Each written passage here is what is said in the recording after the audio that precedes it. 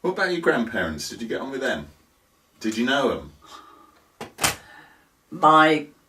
My father's parents, she was a real big country woman. Country bumpkin. She was terrifying. And the most lovely sister, Polly. Now there was history for that. Polly got married and her husband went to America and she didn't want to go, she left him off. Is this your grandmother's sister? Yeah. So she left him off to go.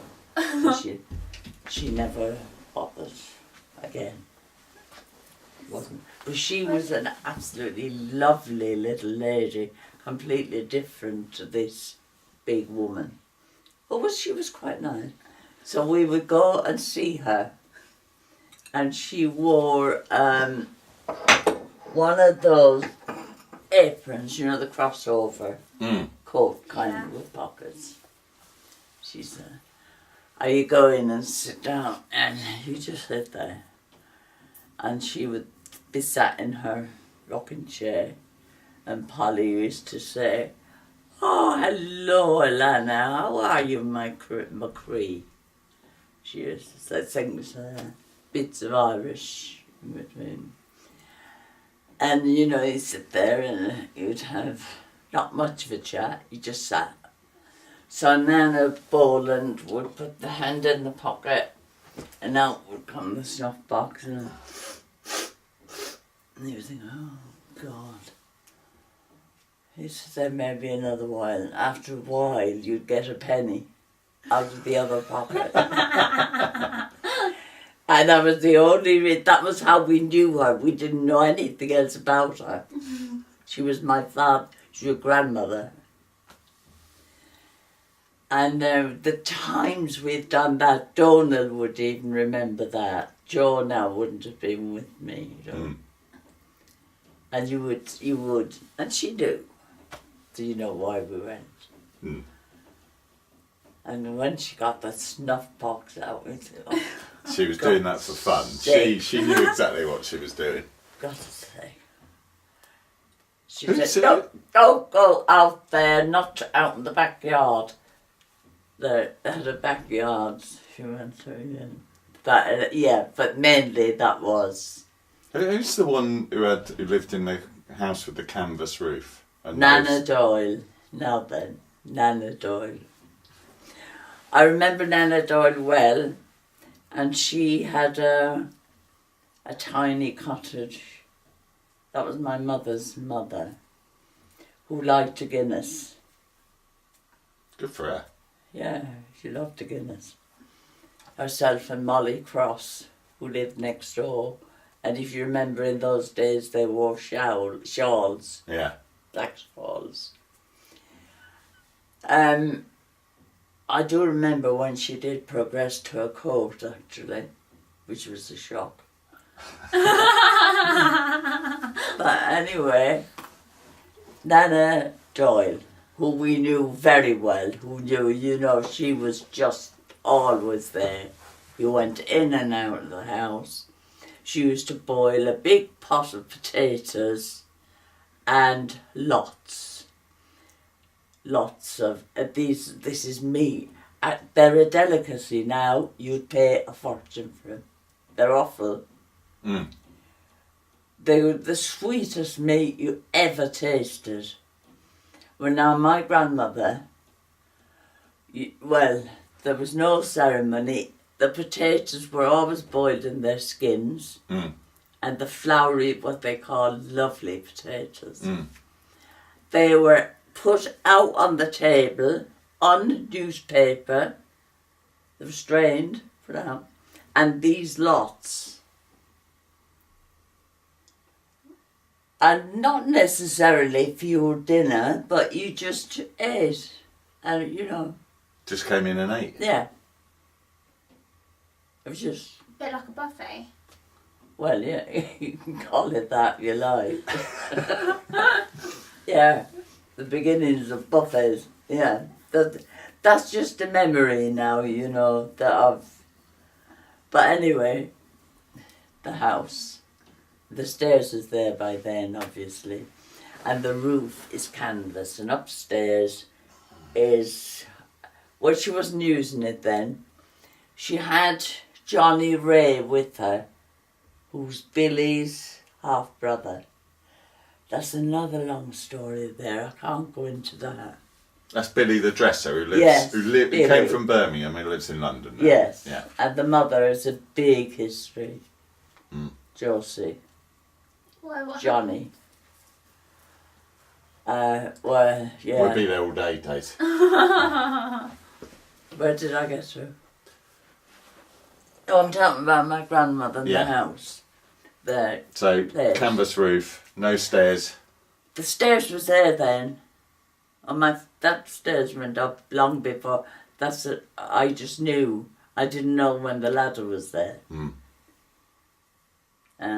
Obviously, when my mother married. Yeah, but I remember her son, John. He was in the English army. I remember him coming down home one night, about 6 o'clock. And I remember her, she didn't fry sausages, she used to boil them in a pan of water. This was a snack for John when he came in. And bread. And that's what John had. That's just another... That's a bit odd, isn't it? Someone in Ireland being in the English army. Not really. No? No. Oh. Just thought that was a bit odd. Would that have been before the war? Or during the war? Or after the war? That would have been, I was 2, wasn't I, when war broke out. That would be after, wouldn't it? That would have been long after. Yeah. Well, it must have been. Yeah. Because he was then. So. My grandfather was in the First World War, and he came back mad from gas. Mad you know. how? Shell shocked would probably... Crazy. Spend hours polishing his shoes and spitting on them and polishing them and every day. I don't remember him. I just remember being told.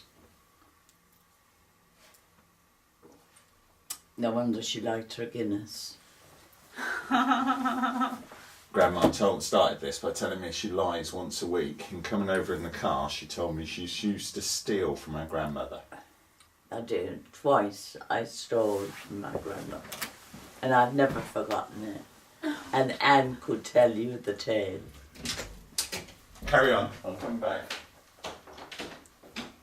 I knew my grandmother. My grandmother had a green cupboard in the corner, up on the wall, and she had a statue of the Child of Prague, which is holy as Christ, Okay. in a small child from a particular place who made this. I don't know where it came. But anyway, I knew that she put some money there. So one day I went in and, do you know, I can't remember, and I took it. I can't remember what it was. It might have been, it wouldn't have been loads, probably maybe, it might have been a couple of shillings, which might have been a lot. But they were pennies rather than... No. Anyway, I took the money and I thought, oh my God. There was a house knocked down round her back and there was a hole in the wall and there was a brick loose. So I took the brick out and put the money in and went off. Did you ever run back for it? Oh, I did. Oh, God, yeah. Yeah. Did she know you took it? I don't think she did then, or she probably knew she's going to miss it.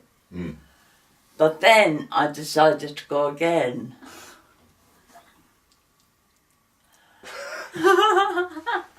You robber. And she could see through the stars in the canvas roof. They were they were big enough. And Anne was with her. And, well, Told off. told off, well, banned, barred. And at the time, my mother was home for a weekend. It was coming maybe to the time when she might be coming home. Properly, yeah. So she came at weekend.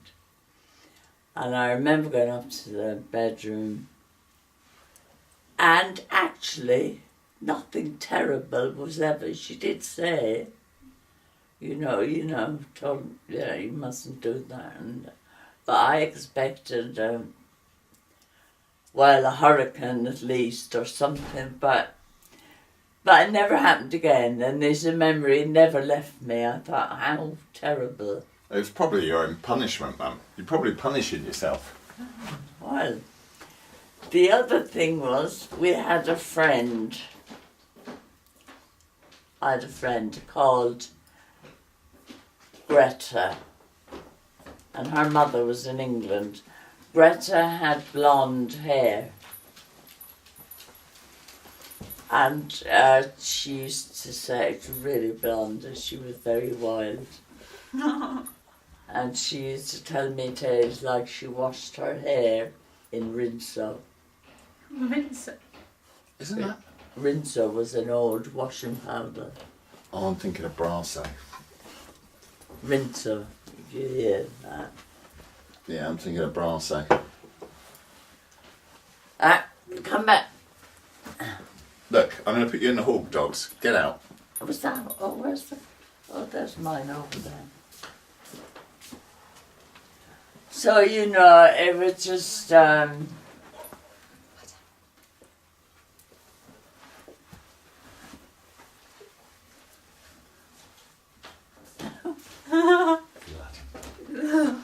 So that was a bit naughty, and I've never forgotten that. Very naughty, What that happened was. to her hair? The Rinso. The hair, well... it was far. Well, it wasn't, was it? But she was very blonde. She was just a wild girl. So, Mum, what made you move to England then? And how old were you when you moved to England? I came to England to start with my mother when I was 16.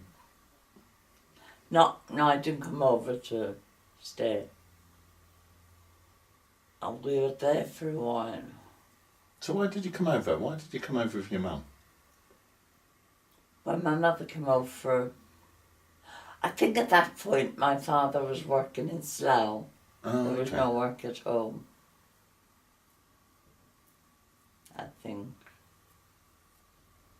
Anyway, we went back home. Mm-hmm. And when we went home, my grandmother, Nana Doyle, had allowed her son, John, and his wife, who came home from England with 5 children, to live in our house. Oh, God. And when we went home, it was in a riot state. I think we must have been away a few months. But anyway, that was the first time. That was bad. What, coming over was bad? No, Going home was bad? yeah.